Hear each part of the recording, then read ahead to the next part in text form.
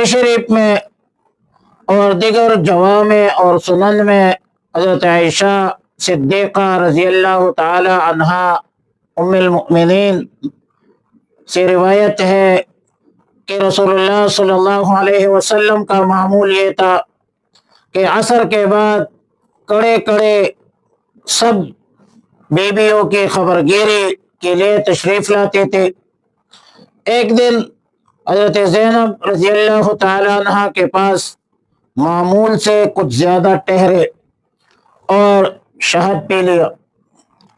तो फरमाती है कि मुझे रशक आया और मैंने हज़रत हफ्सा उम्मुल मोमिनीन रज़ी अल्लाह ताला अन्हा से मशवरा किया कि हम में से जिसके पास भी तशरीफ़ ला दे तो यूँ कहे कि या रसूलल्लाह सल्लल्लाहु अलैहि वसल्लम